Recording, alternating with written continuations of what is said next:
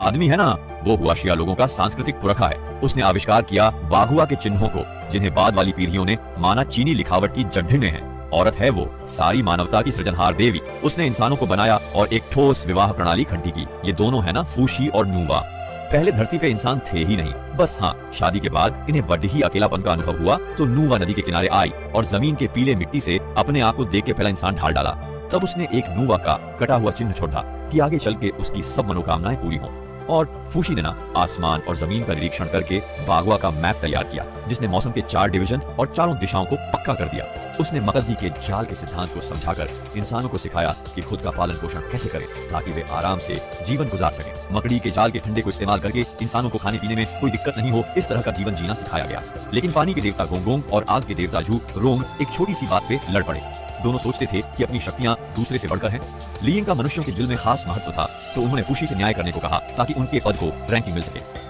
तुम दोनों महत्वपूर्ण हो, उन्होंने कहा, लेकिन दोनों को यह जवाब खुश नहीं किया। इसलिए वे आसमान में उड़ के भिड़ गए और झगड़ा करने लगे। दोनों अपनी शक्तियां दिखा रहे थे, पर जुरोंग ने बाजी मारी और गोंगोंग को हरा दिया। पर गोंगोंग ने गुस्से में बू जौशान को टक्कर मार दी। देखते ही देखते जो स्तंभ आसमान को संभाले थे वो गिर पड़े और आसमान उत्तर पश्चिम की ओर झुक गया और जमीन दक्षिण पूर्व में धंस गई। आसमान में एक बड़ा सुराख हो गया और तियनहे का पानी उस सुराख से धरती पे बहने लगा और जल्दी ही पूरी जमीन को पानी ने डुबो दिया। इंसानी जीवन भी डर और खतरे में पड़ गया। बूझो शान की ओर दौड़ते हुए और नुआ और फूशी की हैरान आंखों के नीचे गया और बूझो शान से जा टकराया। जब आसमान को टिकाए रखने वाला खंभा गिर गया तो तुरंत आसमान उत्तर पश्चिम की ओर झुक गया और पूरब दक्षिण की ओर धरती धंसने लगी। आसमान में भी इस वजह से एक बहुत बड़ा छेद हो गया।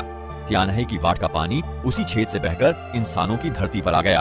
बहुत जल्दी ही सारी धरती पानी से लबालब भर गई और इंसान भी डूबने और जलने के डर में फंस गए। एक खतबदा आसमानी नदी का पानी सीधा धरती पे बह निकला और देखते ही देखते सारी धरती को डुबो दिया।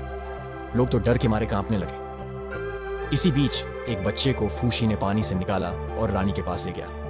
रानी ने उसको देखा और उसकी कथा कला से प्रभावित होकर फैसला किया कि वो खुद आसमान का छेद भरेगी। तो वो ठंडी जगहों पर गई, सफेद रत्न मिला, फिर रेगिस्तान के दिल में घुस के पीला रत्न ढूंढा। उसके बाद समुद्र की गहराइयों में जाके काला रत्न निकाला। एक के बाद एक करके मिस्टीरियस जंगल में जाके हरा रत्न पाया और आखिर में धरती के नीचे से लाल रत्न मिला। बस फिर क्या था, 5 रंग के रत्न जोड़ लिए जो आसमानी छेद भरने के लिए चाहिए थे। कुंदुज पर्वत पर पहुंचकर वो समझ गया कि वो वहां की जमीनी आग जो सालों से जल रही थी से 5 रंग के रत्नों को पिघलाकर आसमान का पत्थर बनाना चाहता है। पर जब लड़की ने 5 रंग के पत्थरों को आग में फेंकने की कोशिश की तो गुफा के मुंह पर चल रही तेज हवाओं ने उन्हें वापस उड़ा दिया।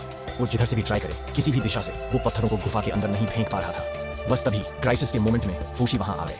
उन्होंने लड़की से पत्थर लिए और फौरन उसे अपनी बाहों में भर के गुफा में घुस गए। उनका बॉडी भी एक व्हीकल की तरह इस्तेमाल करते हुए पत्थरों को पिघलाया। शुक्र है कि ऊपर वाला मेहनती लोगों का साथ देता है। आखिर में उन्होंने 5 रंग के पत्थरों को आसमान का पत्थर में बदल दिया। न्यूआ ने फूसी से पत्थर लिया और आसमान में छेद की ओर बढ़ी। हेवनली नदी के पानी को सहते हुए वो ऊपर बढ़ी और आखिरकार उस पत्थर से आकाश का छेद भर दिया। फिर पानी रुक गया और धरती फिर से अपने पुराने हाल में लौट आई। आसमान की ओर झोंके जा रहे सुराख की ओर उसने सहा, अंतरिक्ष की नदी के प्रवाह का सामना किया और अंत में अपने हाथों से पैंच लगाकर आसमान के सुराख को बंद कर दिया। बाढ़ रुक गई और धरती फिर से शांत हो गई। लेकिन कहानी खत्म नहीं हुई, क्योंकि आसमान को थामने वाले स्तंभ की कमी रह गई थी। तभी एक समय पर एक दिव्य कछुआ आ गया। रानी, मैंने हजारों साल पूर्वी समुद्र में तपस्या की ताकि महत्वपूर्ण बात कर सकूं। मैं स्वावलंबी नहीं पर जीवित हूं। डरो मत, आसमान गिरने वाला है। गिर गया, खिलाया भी गया। भगवान की मूर्ति की बेलौस सेवा और खुदाई से किए उस वादे का शुक्रिया की उसने और कछुए की औलाद को 1000 साल का जीवन दिया।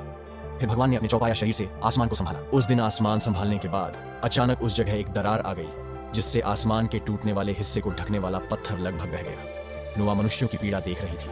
उसने बिना सोचे समझे दृढ़ संकल्प से खुद के शरीर से उस दरार को ढकने का फैसला किया। आखिर में उसने खुद को उस दरार में रख दिया और वो पत्थर के साथ एक हो गई, जिससे दुनिया फिर से शांत और सामान्य हो गई। लेकिन नुआ के इस काम के बाद वो हमेशा के लिए सिर्फ हमारी यादों में ही रह गई। नुआ ने पहले दुनिया बनाई, फिर इंसान बनाए और आखिर में खुद की कुर्बानी देकर इंसानों को आजकल का सुरक्षित ठिकाना दिया। इसलिए लोगों ने उसकी याद में बहुत सारे नुआ के मंदिर